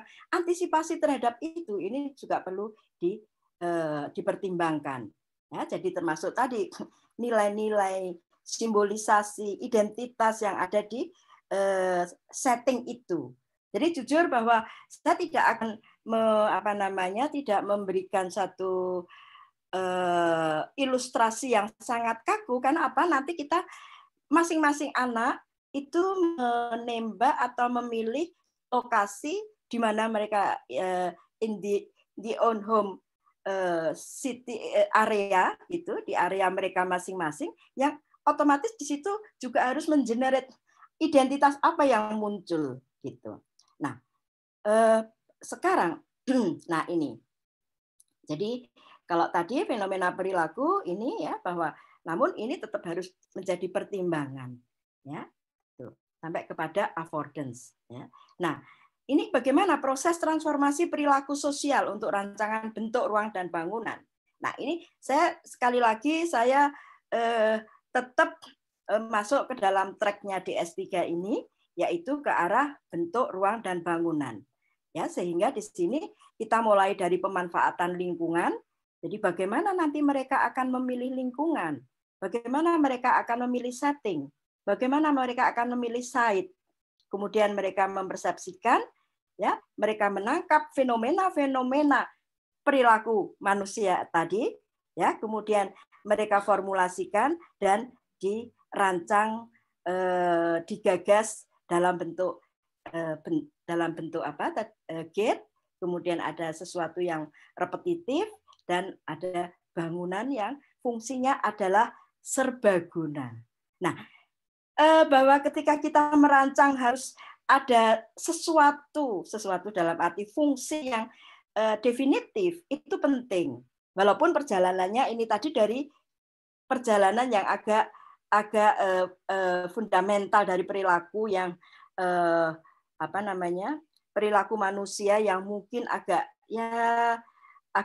baru dan mungkin kita juga harus membacanya berulang-ulang ya, karena memang ini betul sungguh ini sesuatu yang sangat baru ya. Jadi mungkin anak-anak, adik-adik ya, kalian nggak perlu risau, bacalah berulang-ulang memang ya, bagaimana fenomena perilaku manusia yang terbentuk itu yang terjadi di setting yang kalian pilih ya. Dan yang menjadi penting adalah bangunanmu itu nanti memiliki fungsi serbaguna. Nah, inilah nanti di sini serbaguna itu memiliki nilai-nilai sosial ya, nilai-nilai sosial yang sangat tinggi, sehingga nah yang menjadi penting adalah bahwa bagaimana arsitek mendesain. Dalam konteks ini saya hanya fokus kepada DS3 ini ya, bahwa behavior fenomena menjadi satu pertimbangan konsideran yang menjadi utama gitu. Nah, sekarang karena kita sudah harus bisa memilih ya, bagaimana memilih setting yang akan kita rancang sebagai bentuk ruang dan bangunan tadi yang berbasis yang memiliki fenomena perilaku manusia. Jadi mungkin kalian juga akan bingung ya, karena di sini memang kebetulan fungsi tidak di depan, tapi mungkin di belakang. Jadi kalian berangkat dari fenomena dulu. Fenomena perilakunya apa? Nah, sekarang ini mungkin sekaligus sebagai sebuah modal kalian bagaimana memilih setting itu. Ya, nah, ini saya harus mengembalikan kepada definisi yang sangat fundamental. Apa itu setting? Setting adalah space di mana manusia itu melakukan aktivitas. Jadi ini menjadi modal awal karena bangunanmu nanti harus serbaguna. Nah, serba itu memiliki nilai jamak. Nah, sehingga di dalam nanti kalian memilih setting, menangkap perilaku manusianya, ya, ini memang harus berangkat dari ada aktivitas apa mereka yang mereka bangun di situ. Jadi aktivitasnya harus muncul. Nah, inilah yang agak membedakan dengan sistem yang dulu. Dari dulu, apalagi nanti kita mendapatkan keragaman setting. Jadi kalau pesertanya tadi ada 150 mahasiswa lebih, dan mungkin dia berada dalam suatu lingkungan yang berbeda-beda, ya, maka sangat yakin mereka serbagunanya itu nanti akan memiliki varian yang sangat luas. Ya, sehingga nanti yang ditembak dulu adalah ada aktivitas apa saja yang itu nanti akan melandasi bangunan serbaguna.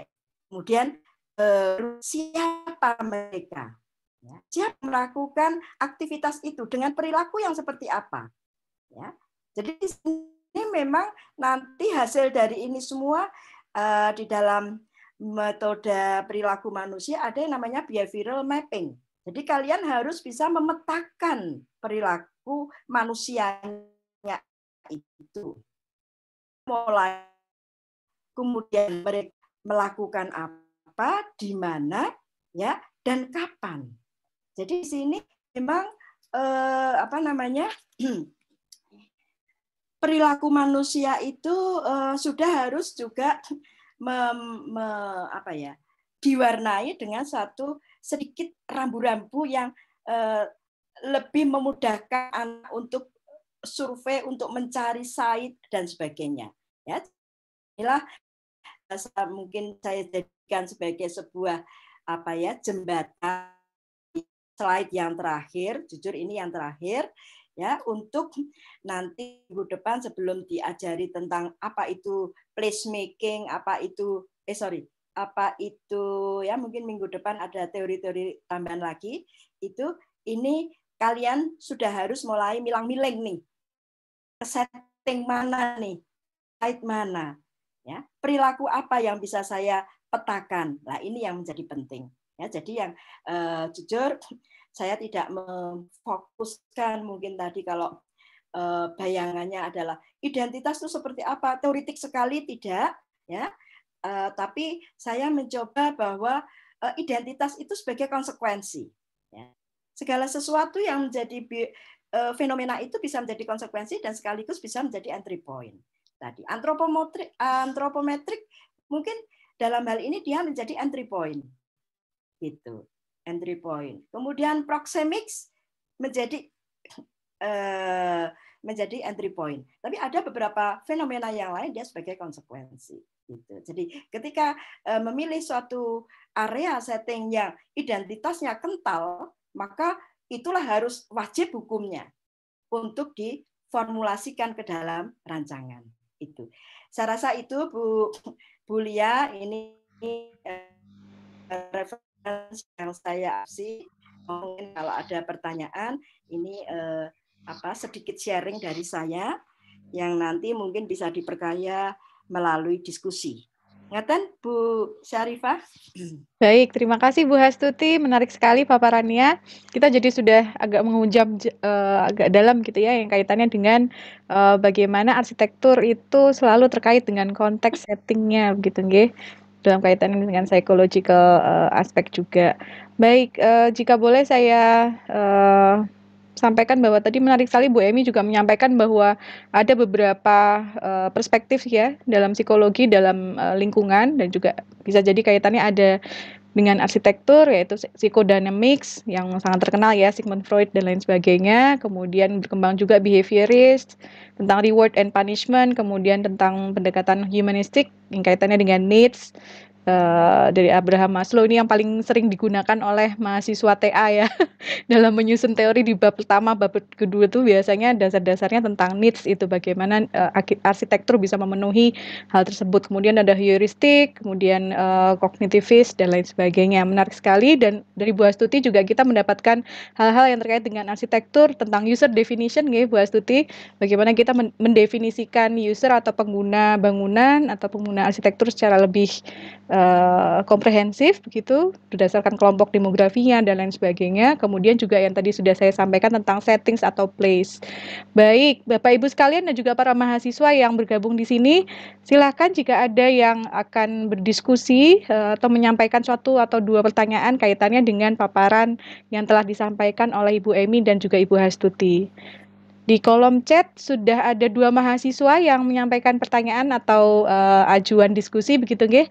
Jika boleh saya bacakan, ya ada Mas Afinsa Haikal. Nanti jika akan diskusi lebih lanjut secara verbal, silakan ya Mas Haikal. Assalamualaikum Ibu, terima kasih atas presentasinya, sangat menarik dan seru untuk Bu Emi dan Bu Hastuti. Saya ingin bertanya terkait human born, quote unquote, human born as a blank slate, ya, yang filsafatnya John Locke, dan juga kalau tidak salah pernah dibahas psikolog Steven Pinker. Jika data dalam tanda kutip pada slate manusia terbentuk dari sensory experiences, environment, dalam hal ini arsitektur, education-nya dan lain sebagainya dan lain-lain, lalu manusia tersebut pindah ke sebuah environment baru yang sangat berbeda dengan environment sebelumnya dan mendapat data baru, quote unquote, di slate-nya. Pertanyaannya adalah bagaimana dengan data-data lamanya atau past experiences atau behavior-nya? Apakah bisa secara penuh manusia tersebut beradaptasi terhadap environment yang baru, atau sisa-sisa experience asalnya pasti akan tetap ada di slate dia, dalam tanda kutip. Kalau dipersingkat mungkin pertanyaannya jadi bagaimana dari pandangan psikologi tentang fenomena pindahnya suatu manusia dari environment lamanya ke environment baru yang sangat berbeda. Nah, saya rasa mungkin ini Bu Emi yang boleh bisa menjawab secara langsung kaitannya dengan teori psikologis dan pembentukan behavior. Monggo Bu Emi, silakan. Adaptasi ya, teori adaptasi. Ini menyebut Steven Pinker ya, beliau kognitivis. Kognitivis sejati Steven Pinker itu. Istilahnya kan dengan memory slate itu sangat bisa kita bayangkan beliau seorang kognitivis. Jadi kalau memakai bahasanya Steven Pinker itu kita dalam memori kita itu kita akan membangun skema, istilahnya ya, skema pengetahuan gitu. kita bingung ketika kita belum memiliki skema tentang sesuatu yang terjadi di hadapan kita nggak punya skema, gitu ya. Pengalaman membentuk skema kita. Nah, orang yang berpindah dari tempat lama ke tempat baru, jika belum punya skema, ya dia akan bingung. Tapi keajaiban pada manusia itu ternyata Allah itu mengkaruniakan kita itu kemampuan untuk belajar, gitu ya, membangun skema. Dan yang namanya ilmu itu kan tidak akan pernah tumpah, gitu ya. Semakin banyak kita belajar itu yang terjadi adalah reconnecting to one schema and another. Ya kan? Ini kita ngomongnya kognitif banget. Untung saya dulu ngajar kognitif punya pertanyaan kayak gini. Alhamdulillah tepat ya Bu ya. Jadi ya yang terjadi itu jadi satu skema dengan yang lain akan terkoneksi. Makin bagus koneksinya, maka kita akan bangun pemahaman yang itu lebih bagus, lebih komprehensif kan gitu. Kalau dari sisi kognitif gitu ya.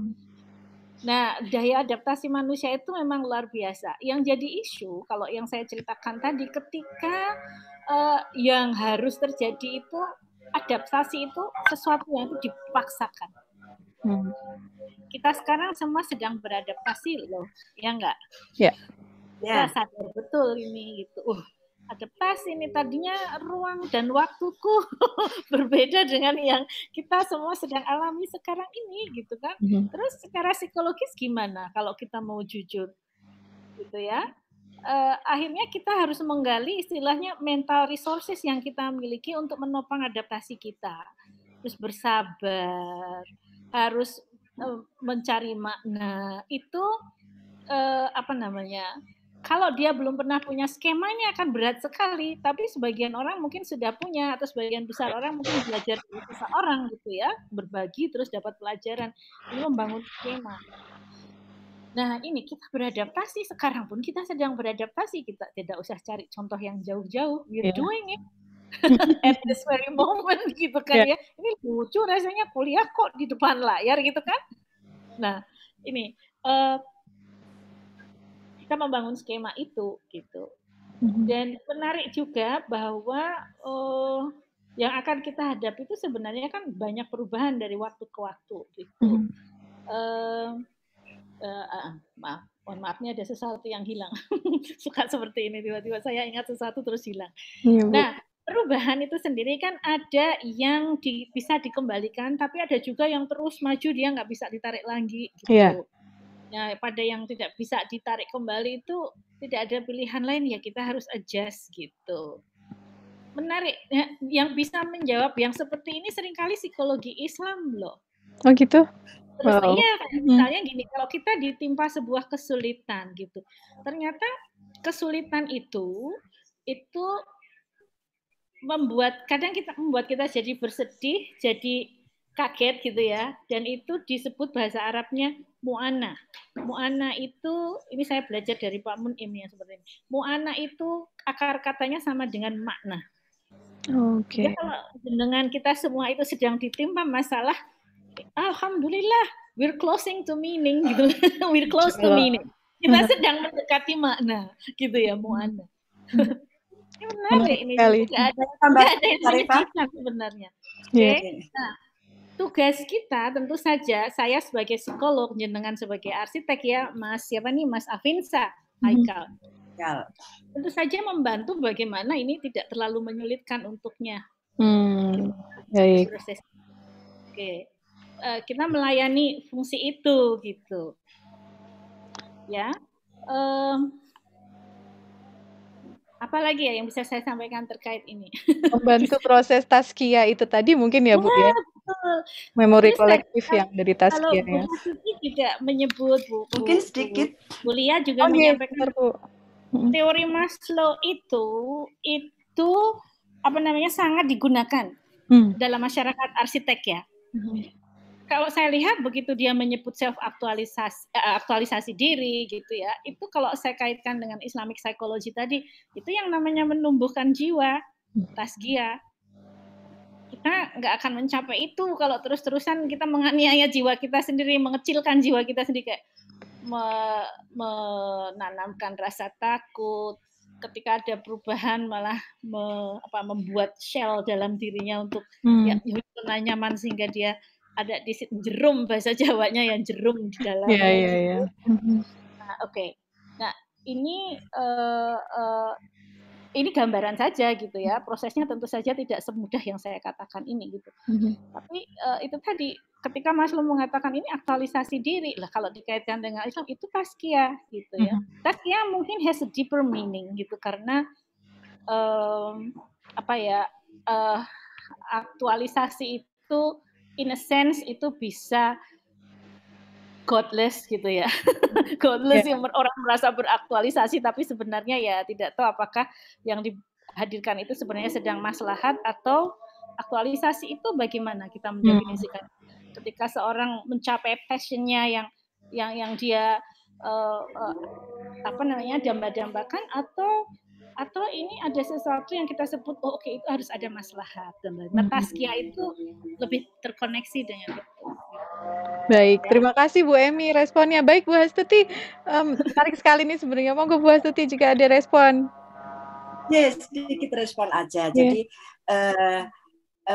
ketika ada movement, perpindahan, pada dasarnya tadi ada satu kata kunci adaptasi. Sesungguhnya adaptasi itu macam-macam.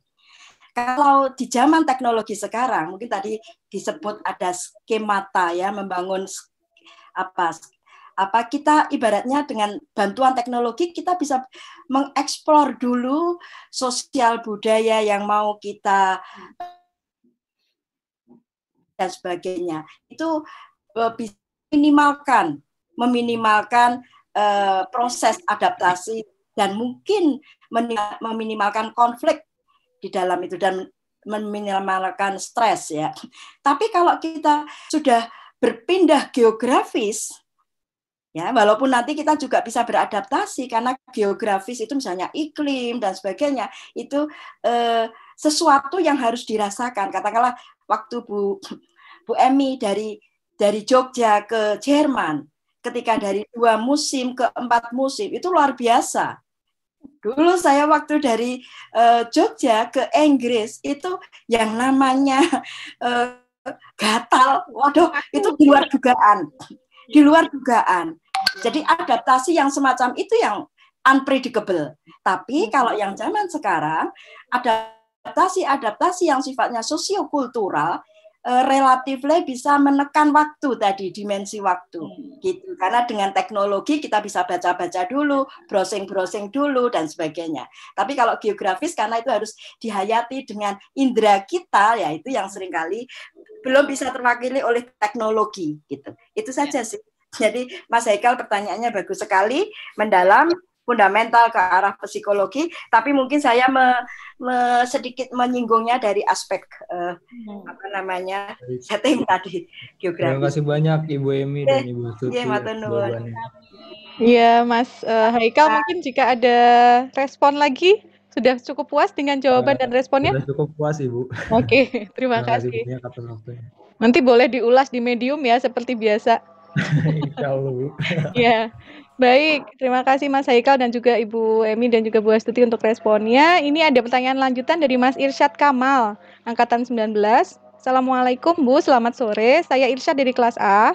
Dari apa yang saya lihat, memang sebagian besar kita sebagai arsitek harus memenuhi kebutuhan dasar yang telah disebutkan. Basic needs begitu ya. Namun kita harus ingat bahwa manusia itu memiliki kemampuan yang namanya adaptasi. Ya barusan kita bahas ya. Dan seingat saya ada semboyan quote unquote if you won't able to adapt you'll die. Ya. Kemudian mungkin tadi saya sempat miss dari penjelasan mengenai ini apabila sudah dijelaskan. Namun pertanyaan saya untuk masalah ini kiranya bagaimana ya Bu agar bisa saling menguntungkan untuk semua. Terima kasih. Menguntungkan untuk semua kaitannya dengan adaptasi itu mungkin nggih. Monggo mungkin Ibu siapa dulu nih Bu Emi terlebih dahulu monggo. Ya, ini di bawahnya ini saya juga mau langsung jawab yang bawahnya aja. Oh boleh ya, dari Mas Dava. Ya. Baik Mas Dava ya. Dari Mas Kamal ya. Ya Irsyad Kamal.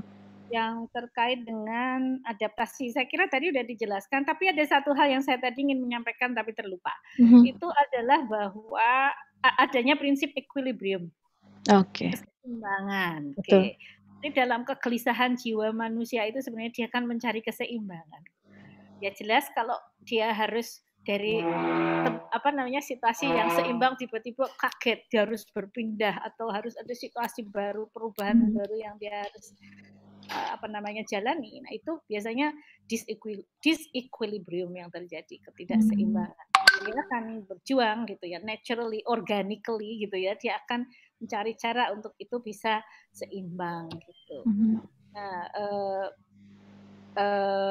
dari psikologi ini tentu saja ya memang tugas psikologi itu membantu orang untuk kembali balance gitu kan ya, sehingga tidak terlarut-larut gitu dalam kesulitan-kesulitan jiwa dia gitu. Nah, kalau dari sisi arsitektur nanti monggo Bu Hastuti bagaimana nih? Ya, yang saya contohkan tadi banyak kan terjadi langsung Bu Syarifah. Sebentar Bu Emi belum selesai sebentar. Yang jadi di dunia ini yang membuat sebuah masyarakat itu, saya mempelajari keluarga gitu ya, bagaimana family bisa terdisplace gitu ya, dan dalam situasi yang sangat sulit ini tentu saja resource dari dalam diri mereka itu akan tergerus habis-habisan untuk. Nah, itu memang tugas kita melayani yang seperti inilah, itu kenapa kita diperlukan itu kan. Oke. Nah, kemudian yang dari Mas Dava ini langsung juga, apakah hanya bangunan yang bisa berpengaruh pada psikologi? Oke, tadi kalau kita bicara tentang attachment tadi ya, begitu terkait dengan sebuah tempat, maka itu tidak hanya bangunan, tapi juga ada ikatan sosial di situ ya, ikatan sosial. Jadi mengapa orang jadi lekat pada satu tempat, misalnya senang dengan tempat itu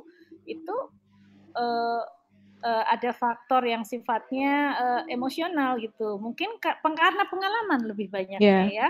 Dia banyak punya pengalaman menyenangkan. Kenapa orang bolak-balik mudik? Itu interesting fenomena gitu ya di Indonesia. Kalau saya baru mau kalau di Amerika ada fenomena Thanksgiving. Orang mudik sampai macet-macet seperti Lebaran di sini. Loh, kenapa begitu? Karena dia seperti mencari attachment itu kembali gitu ya, senang berada di situ.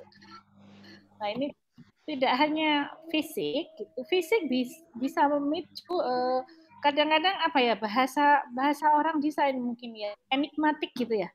Lingkungan itu bisa enigmatik, membuat kita terkenang-kenang gitu. Saya kok ingat misalnya dapur tempat nenek saya dulu, saya masih ingat baunya. Nah, gimana Pak Wing? Topofilia namanya kalau di arsitektur. Oke. Topofilia. Cintaan terhadap attachment terhadap tempat. Nah, ya. Tapi juga ada yang sifatnya sosial emosional ini tadi gitu ya. Dan banyak attachment itu lebih pada emosional yang digali dan yang muncul.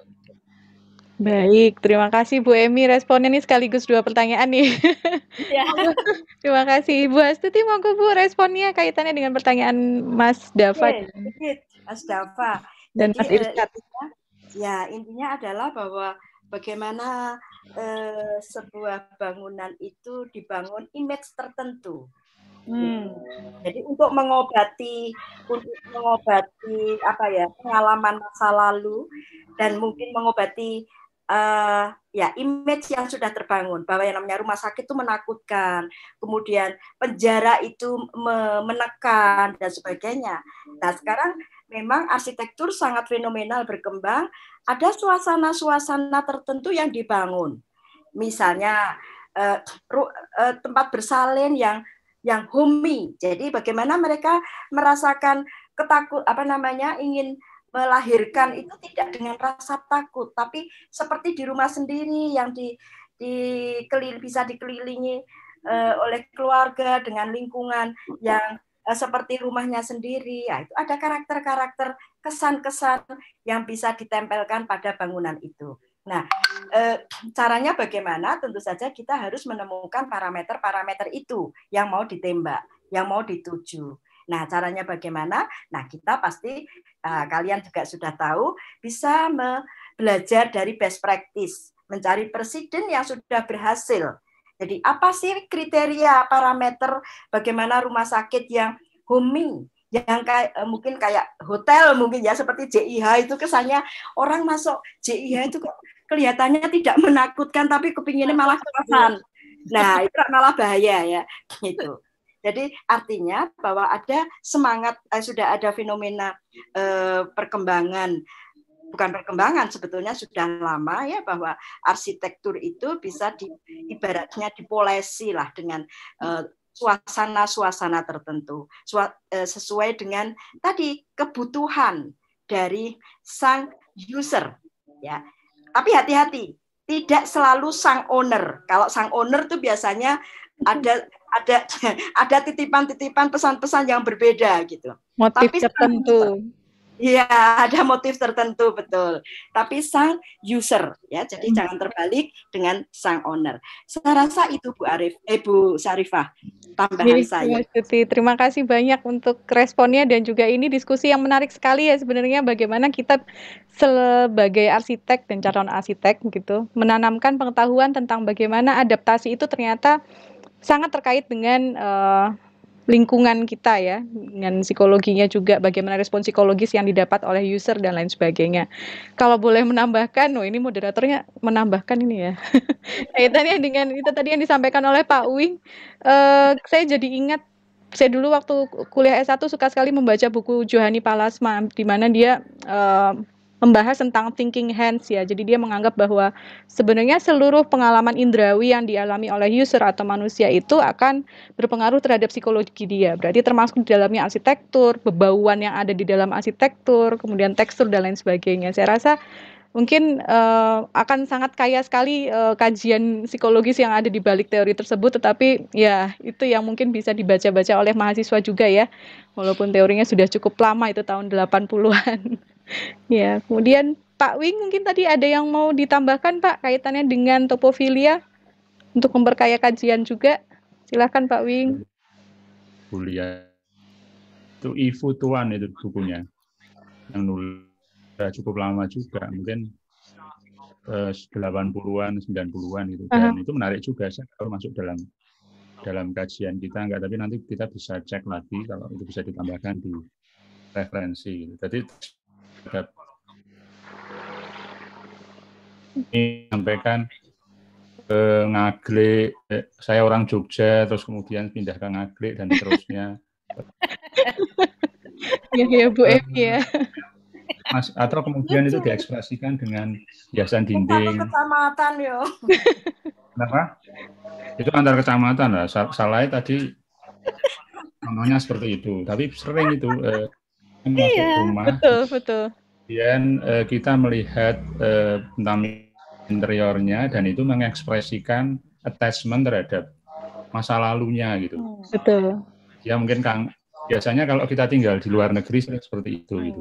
Membawa Indonesia di dalam penampilan gitu, rumahnya gitu. Dan ini bagian dari itu sebetulnya. Attachment terhadap to a place gitu. Itu aja Bu. Iya, terima kasih Pak Wing, menarik sekali. Jadi ingat bahwa memori kolektif itu juga menjadi suatu bahasan yang terkait dengan arsitektur ya, walaupun lebih ke arah ruang publik ya, buku Pak Abidin Kusno itu. Jadi politik dalam ruang publik kaitannya dengan memori kolektif dan lain sebagainya. Baik Bapak Ibu sekalian dan para mahasiswa yang sangat saya cintai, terima kasih untuk diskusinya, ini menarik sekali ya. Sebenarnya kita seharusnya lebih lama lagi waktu yang kita butuhkan untuk diskusi lebih dalam kaitannya dengan psikologi dan juga arsitektur, tapi saya rasa waktunya ternyata terbatas ya. Jadi supaya kita bisa memberikan waktu untuk mahasiswa untuk mengendapkan apa yang sudah didengar dari para ibu-ibu pemateri dan juga dari diskusi yang sudah kita lakukan. Oleh karena itu setelah ini mungkin mahasiswa bisa kembali ke para dosen pengampu jika ada yang perlu dikoordinasikan dan juga ada yang perlu ditambahkan kaitannya dengan proses perkuliahan Desain Studio 3. Saya mengucapkan terima kasih sebesar-besarnya, kami mengucapkan terima kasih sebesar-besarnya kepada para ibu pemateri hari ini, yaitu Ibu Dr. Emi Zulaifa MSc dan juga Ibu Insinyur Hastuti Saptorini MA. Terima kasih banyak, dan juga para Bapak Ibu pengampu mata kuliah Desain Studio 3 yang hadir hari ini, ada Pak Wing dan juga Bu Hastuti juga. kemudian saya, Bu Aisyah, Bu Dia, dan Pak Fajri, Pak Iftironi, dan ada Pak Aryadi juga. Terima kasih juga kepada para mahasiswa yang telah sangat aktif untuk berdiskusi. Saya yakin di belakang ini insya Allah semua berdiskusi tentang materi yang telah dipaparkan hari ini ya. Jadi di Google Classroom masing-masing, kemudian di grup chat masing-masing mungkin sedang berproses untuk mendalami tentang itu. Dan juga berproses untuk memasukkan teori yang sudah didapatkan hari ini, kajian yang didapatkan hari ini dalam proses desainnya.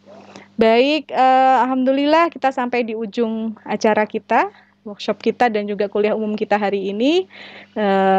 Mari kita bersama-sama menutupnya dengan bacaan hamdalah. Alhamdulillahirrahmanirrahim. Terima kasih Bu Emi. Saya tutup. Assalamualaikum warahmatullahi wabarakatuh. Waalaikumsalam. Terima kasih Bu Emi. Bu Astri, terima kasih. Bye-bye. Assalamualaikum.